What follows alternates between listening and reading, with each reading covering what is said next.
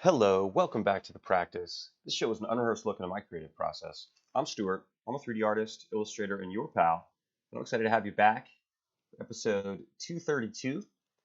Now, last week we sculpted this here model in Adobe Medium in virtual reality, which is really cool. If you've been tuning into the channel, you know that I've been recently really diving into creating a lot of my 3D models with Adobe Medium inside the Oculus Rift, which is a recent addition to sort of my hardware setup in the studio. It's amazing in that it allows me to, really get an organic modeling process in a really, really quick amount of time instead of sort of the procedural modeling that I'm used to, or even, ZBrush or Blender style modeling with your stylus. This really differs because you can just kind of reach out in a physical space and manipulate models, which I've really been enjoying. So anyway, what we've got here is the model that I sculpted last week. You can go back and check that out. When the stream is over, I'll put all that info in the description. And so today I'm going to texture it up. First, what I like to do is sort of center the model, as I've done when we're sort of chatting here. I like to delete these normal tags because a lot of times they're kind of wonky. I personally don't need them for my process. And then I'll dial up the Fong a little bit, something around the 40s. 20s is often a little low. And because I'm going to be streaming the process, and because it's just sort of a small little experiment here, I kept this fairly low polygon. The one thing to keep in mind with modeling in VR, and I guess really any sort of voxel-based modeling, is that, the polygon resolution and the poly count can get super, super high. So let's go into a mode here where we can see the lines, and if needed, we can sort of downsample things. I think I showed a little bit of that process a few weeks ago as I downsampled some of the layers in this character sculpt I did. So this is actually looking pretty good. This is a decent level of resolution, I think, for what we need, and should render pretty quickly. So let's hop over into Octane. I think it'll be a relatively short episode today. I've been, sort of experimenting in recent episodes over the last maybe few months about, what exactly is the right length. I used to really sort of cap things at about 2 hours. I had, for a while there, I was doing a series of those like masterpiece recreations that went, 3-4 hours, some of them. I think that's a little bit much, to be honest. As I'm chatting here, let's lose this default material, which we don't need. And we'll start texturing this dude. Let's just set some parameters real quick. So I'm actually going to go 720 by 1280. Just kind of reverse that aspect ratio for now. Just gets rid of those sort of annoying lines. And let's lock this. I might ultimately want to make sort of a turntable style rotation animation with this tree and just show off the model from each side. That's one of the things, as much as I've been enjoying sculpting in VR, the one challenge, or the one, I guess, nuance in that style of working is it's difficult to approximate sort of the single viewing angle that you might have on a model. Because I tend to just rotate the thing around a lot and really sculpt it as a whole object, instead of, often in my process, I would just sort of look at it as a 3D model as a means to the end. So I would just use that to really create a single flat illustration. But as you can see, there's kind of a lot of cool stuff going on here. And one of the challenges will be, to pick an angle that works well as sort of a 2D illustration. I think somewhere around here might be good. And then, or maybe to animate it. So, what's up, Nathan? How's it going? Thanks for tuning in. We're a day behind schedule and earlier than we typically are. So forgive me for that. Can't say too much, but a really, really sweet project opportunity come through with a really high profile name. I'm under NDA. I can't say too much. Big tech company and a very super prominent agency that I'm really psyched to work with. So it came through yesterday and I had to make it happen. So Apologies, but still want to stay on the practice.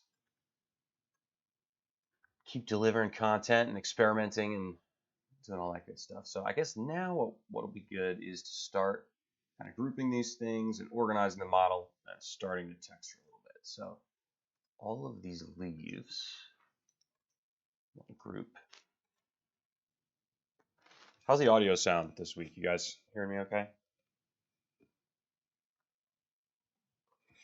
You can see I'm using this specular material. I like to use subsurface scattering in the trees, and specularity really, I think, only works. Sorry, subsurface scattering really only works with these specular textures.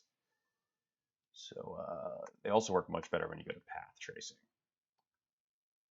So let's do that, but then we turn to path tracing. We have ridiculously high sample counts. Let's turn that down from now. Check clamp to 1. Let's run adaptive sampling. Cool. Now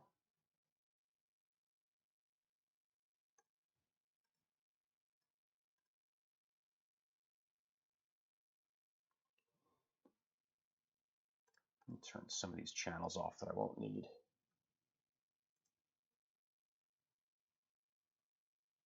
Can you guys can hear me, right? Index should go down. It's a little bit too reflective. This is going to give us more of a natural planty kind of look. And of course, scattering is going to do all the heavy lifting for us. Let's turn the intensity down. Let's add a simple color channel to both of these. See, as soon as we add the white to here, it really gets a much denser look. This lower channel here is what's going to provide the sort of the density. The closer to white, the waxier the look. Closer to black, the more transparent and sort of liquidy the look. For a tree, I want to be sort of somewhere in between, but definitely towards the lighter end of the spectrum. And then the color is where we actually add our physical color. You really only need to add a little bit. Really seems to go a long way. And that gives us kind of a nice pass-through of light. And what's going to really start looking good is when we actually get some lighting in there. And since this is a tree, little outdoor scene, I see no reason not to lean into the very excellent Octane sky. Very sort of easy lighting setup. We'll pick an angle here that looks pretty good.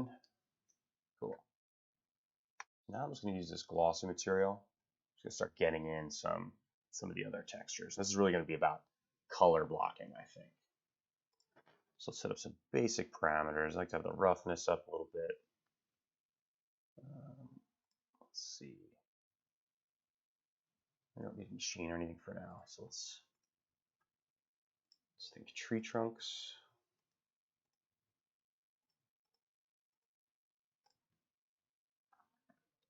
It's maybe a little light. Oh, thanks, Creative Cloud. Some updates for me, huh?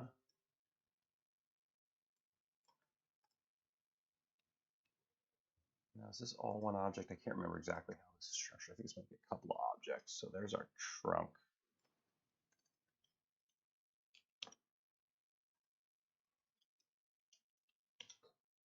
This is too specular. I think this is too specular really for anything we're going to do here. So I'm going to turn that specularity down most of the way. And let's bump the roughness up a little bit. I'll go through and start adding, bump channels and different things after I get more of the color in place. I think I want to just do sort of an even color pass for the time being. And at this point, I really have no idea what I'm going to make next week. So please drop a comment and let me know what you want me to work on.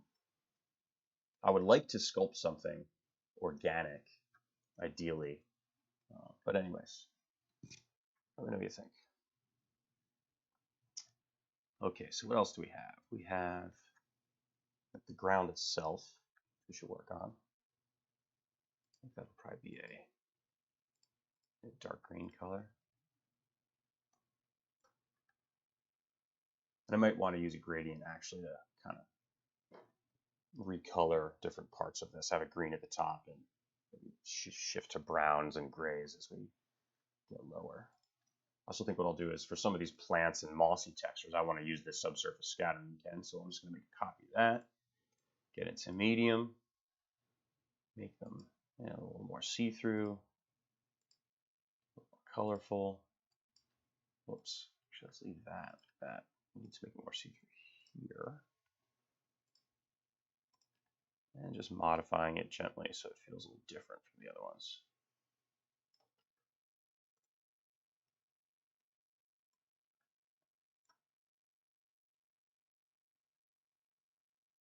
What I often like to do is have many of the objects, especially the more simple and common shapes, kind of take on and monochromatic's the wrong word, but I'm not going for a lot of contrast. I kind of have a lot of things in the same color range, and then I'll pick sort of an accent color. I think let's do that now. Let's make like kind of a bright yellowy orange accent color. We'll drop that in. See what that gets us. What I did, I don't normally do this, but for a piece called the Apple Eater that I sculpted in VR and textured on this channel, in a similar process to what I'm doing today, I actually used a predetermined color palette, which I almost never do. And I used an eyedropper and pulled from that for the vast majority of the objects. And then I tweaked slightly and added some value variation and a couple other little colors here and there, but mostly stuck to a pre-existing palette and was actually really pleased with how it came out.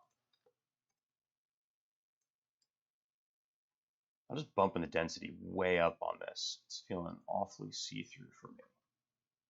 I think part of that is because the way it intersects with the object below it. It's going to take on some of the color there. Probably do the same with this guy. Just make it a little denser.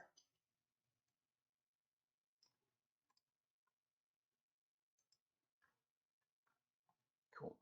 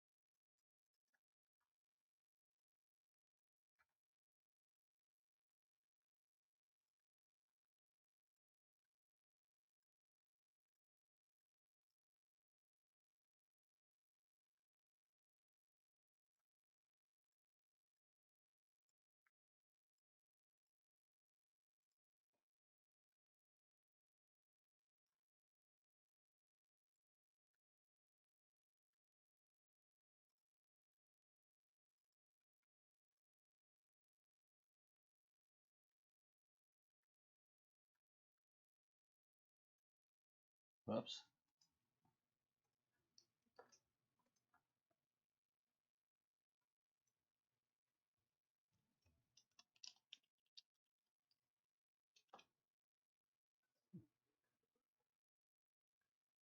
So few commenters. It's been that way recently. My numbers are way down. Not that it matters that much. I'm doing this show for myself, honestly, as much as anybody else. I really like the idea of having sort of a weekly log of the types of work that I'm doing, and I like the fact that I can look back over the last, 5 or 6 years and see all the progress I've made and stuff like that. So the viewership is an awesome secondary bonus. I love sharing with you guys. But I have to be honest, I think the YouTube algorithm is not a huge fan of mine these days. It's put it that way.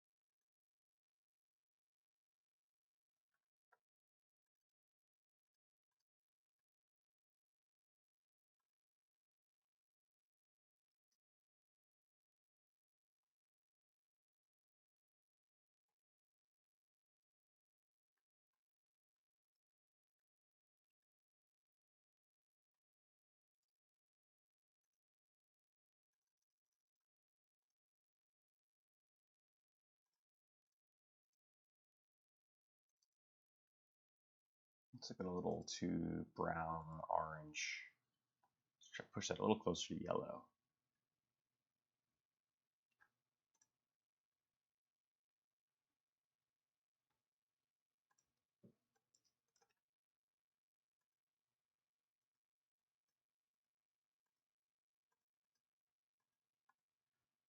I think we need some contrast in there, so I'm going to make a much darker green. Add that in. Start thinking about adding some noises and breaking this up a little bit soon.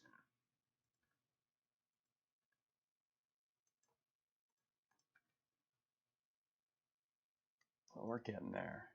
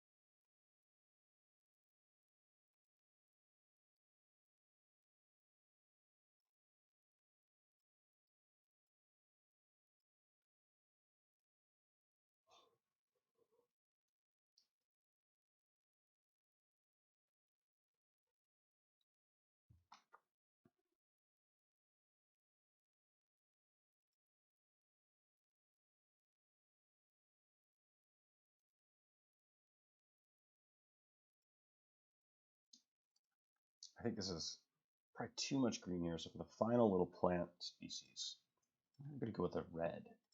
Occasionally you'll see red leaves.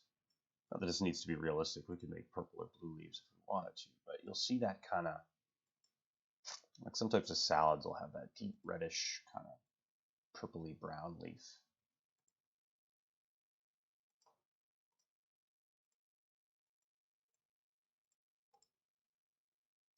So that's too dark. You see how just a little bit of color really pushes things, especially when you get into this transmission channel.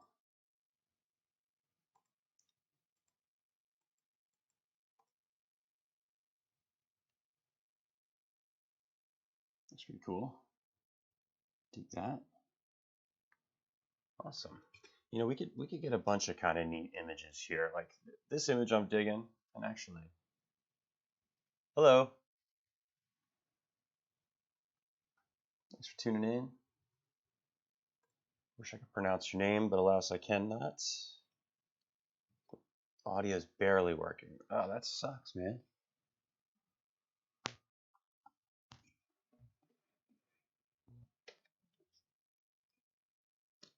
Any better now?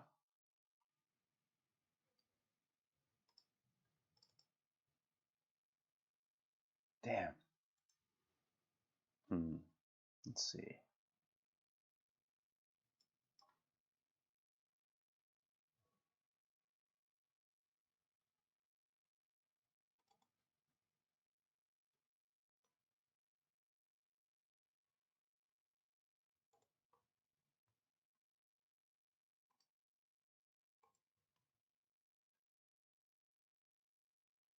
Is that any better?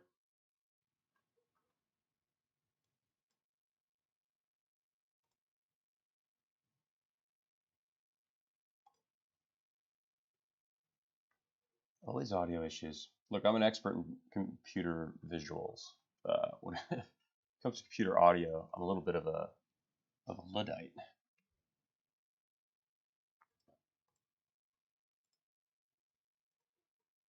So I added an Octane camera. I'm going to enable this camera imager and kind of just play with some of these values here. Get a little more contrast by bumping up that exposure. Maybe we'll cheat up the saturation just a touch. It's always fun to throw a little bit bloom on everything. So let's do that. I think we can sort of choose a few different camera angles to attack this from. So let's see. A little bit of glare.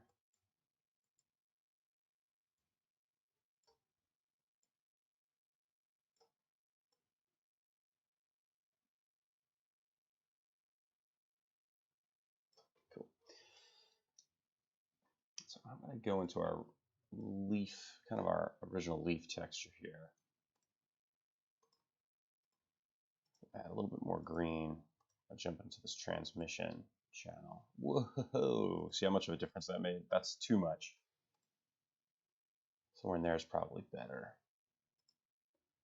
And then in the roughness channel, I like to add a noise in here, which looks pretty cool. Just kind of breaks things up a little bit. So let's go modify this noise texture a little bit. Starts giving us some variation here. We can even go down in scale. I like what that starts doing.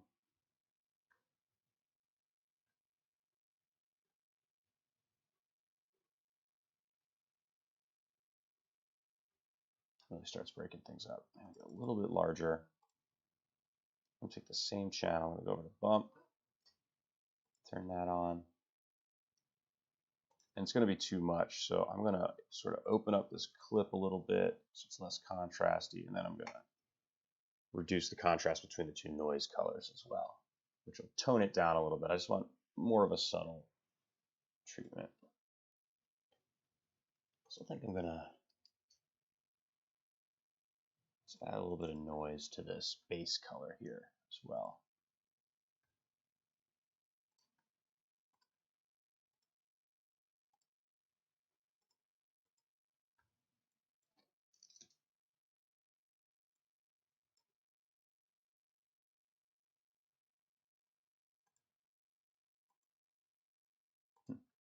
Well, that's too small.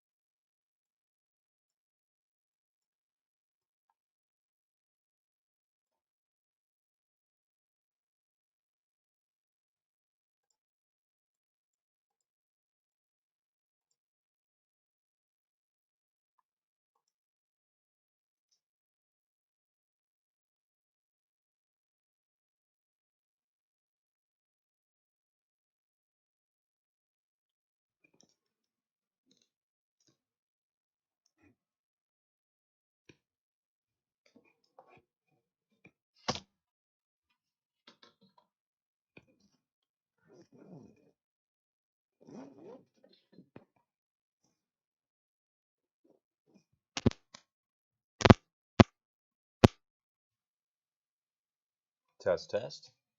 Maybe that's better.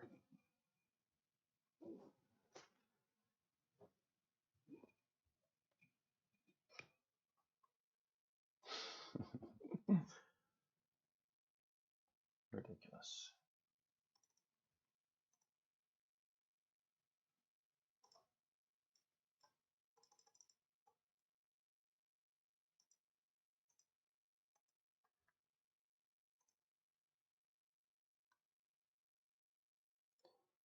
I'm gonna do a similar treatment to this trunk material here. Let's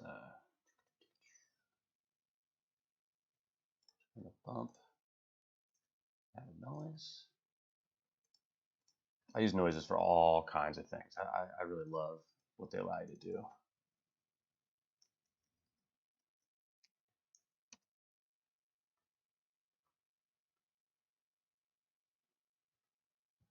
So you can see what that's doing to our texture. Now I don't want it to like kill all of the sculpted sort of surface detail that I have. So again, I'm gonna just drop down the contrast here. Just want a little bit. Even less, even less. Then I'm going to take this same channel, I'm going to go over to diffuse with it. And that's obviously off. We just need to go much darker here. We'll turn that way down.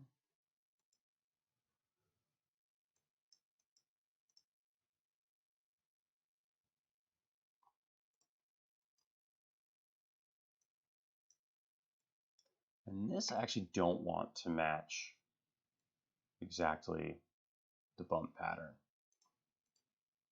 So I'm just going to make that larger, modify the clip, just so we've got some color variation there.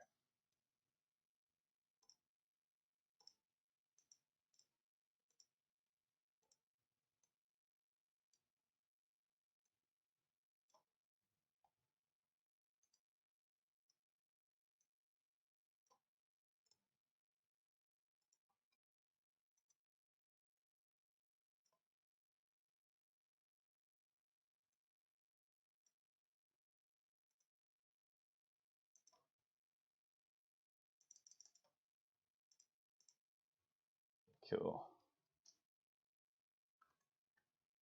All right, you know what I think I want to do as well is play with a few camera angles and really get some kind of close-up detail shots of his base.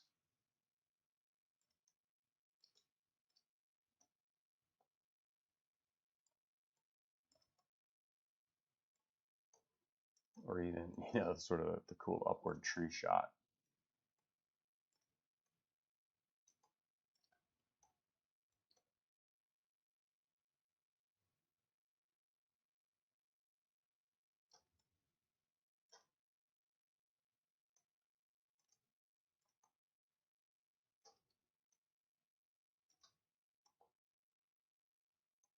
Yeah, shot like this is kind of neat where you can see in the macro view of all those details that you've built in.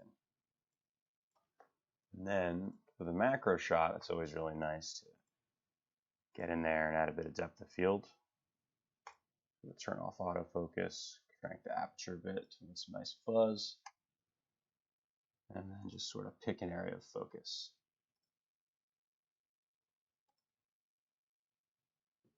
That is one of my favorite things about Octane, actually, is just how depth of field works.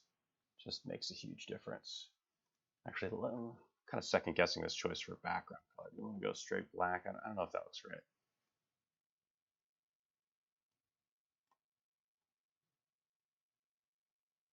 Man, this flat blue color is not bad, actually.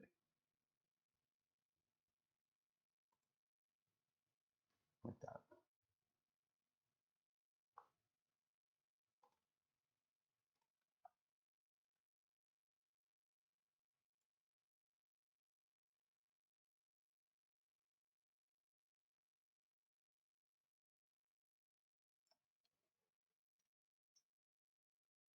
This is fun.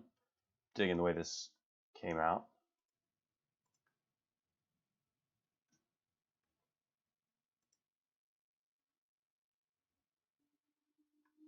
course, the easiest way, you've probably seen me do this a handful of times, the easiest way to set up a turntable animation is to just throw in a circle spline, add your camera to it, and then pick, how many frames you need. Let's say, I don't know, 60. You just keyframe the rotation. So coordinates, I'll double check we're on the right coordinates. Yep, so keyframe that, keyframe that.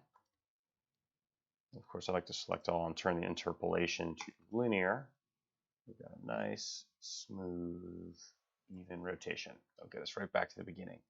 Hey, EIU, how's it going? I know we're having some audio issues earlier. Hopefully it's sounding a little better now. I think with this, we want to adjust the bloom a little bit because now that we have a lighter background, we're just kind of blowing it all out. I'll turn that up maybe and then just crank the cutoff a touch. And now because my background is lighter than my foreground subject's highlights, that's the thing that's blooming, which can be okay. It's just a different look. All right, so you see I crank that. It just becomes the background, really. Maybe you can find just those basic highlights and come down from there.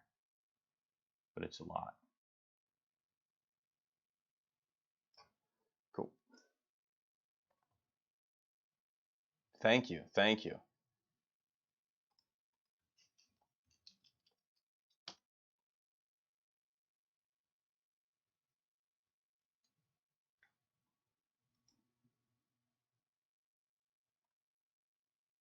And so, of course, then we could just go in and render all these frames out, which I'm not going to do just yet. And I probably won't wind up live streaming that whole process. Here's that secondary angle we found. Let's try for one more camera angle. I think we could probably squeeze several more out of this model. I think even just like taking a macro view, some of this stuff might be kind of neat. Kind of a bird's eye sort of deal. Maybe you can appreciate some of the details on the trunk when you're taking a view like this. Maybe this is a view from like someone who's climbed this particular tree. Almost sort of looks like those tiny planets too. That like Photoshop tutorial that was super popular back in the day. All right, so where do we want a focal point for this particular camera? And what I'm realizing is, oh, never mind. No, there's 3 cameras. I thought I didn't copy it, but there's a camera hidden in there. So we've got all 3. All right, so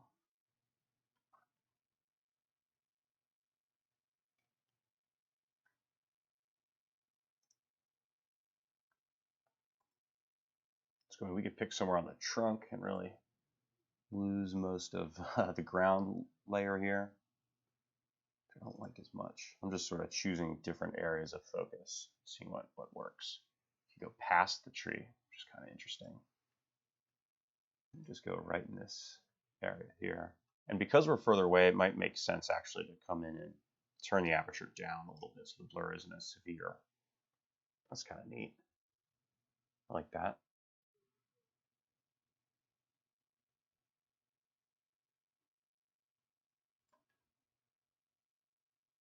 Cool. I'm going to try one more view and see if I can get this to work, which is kind of your looking up at the tree from the ground sort of look. Maybe we can keep a few of those foreground elements in play. Then the other thing is going to be the field of view here. And that I can actually adjust in the actual Cinema 4D camera settings. It's weird. Why is it only going in that direction?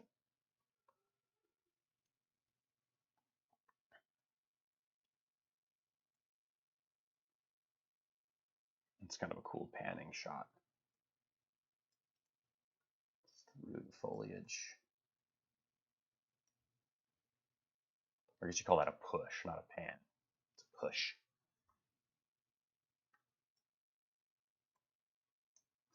It's weird, regardless of which direction I zoom, There we go.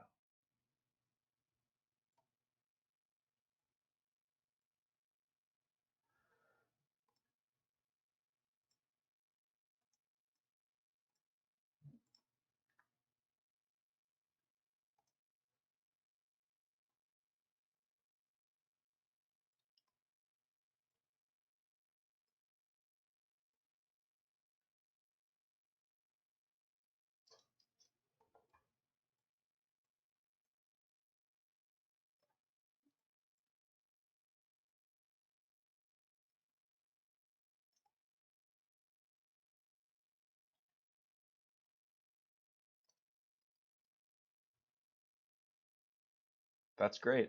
I'm glad to hear that. That's exactly why I'm here. Glad to hear that it's useful. I'm struggling to find the right angle. I really like these purple plants in the foreground here, but this isn't quite as interesting an angle for the tree itself. Although maybe that's a little better. Sometimes you just gotta keep tweaking.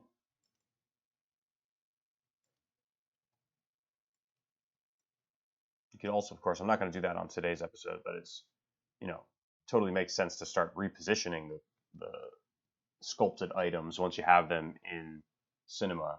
I can just move these or take them out depending on what I wanted for a particular shot. There's definitely nothing wrong with that. I think this shot's okay. This shot's a little better. This one might be even better. And then, of course, here's our best sort of overall view. Look at that firefly we're getting there. That's pretty rough. Huh.